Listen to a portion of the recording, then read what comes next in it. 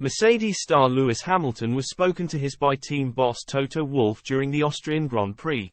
Lewis Hamilton received a stern radio message from his Mercedes boss Toto Wolff telling him to stop complaining about his car's troubles after a frustrating Austrian Grand Prix for the team.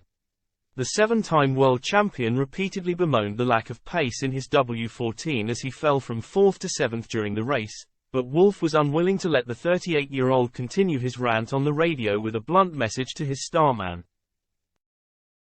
Hamilton qualified 5th for the race and passed Lando Norris on the first corner as he pressured the Ferrari of Carlos Sainz.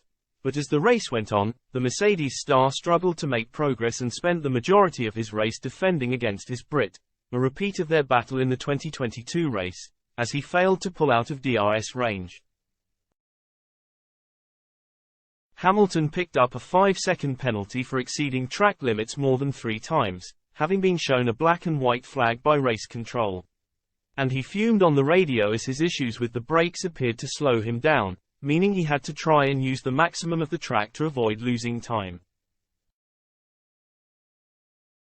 As Hamilton continued to complain to his race engineer Peter Bonington on the team radio, Wolff stepped in with a stern message to his driver, something that is rarely seen from the Austrian chief. As he was seemingly fed up with his flurry of complaints, Wolff said to Hamilton, "Lewis, the car is bad, we know, please drive it."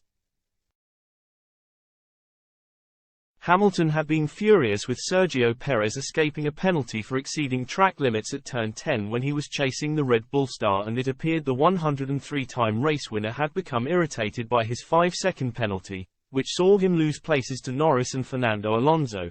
The run-in between Wolff and Hamilton will only raise further questions as Hamilton's contract extension remains unsigned, at least in the eyes of the public.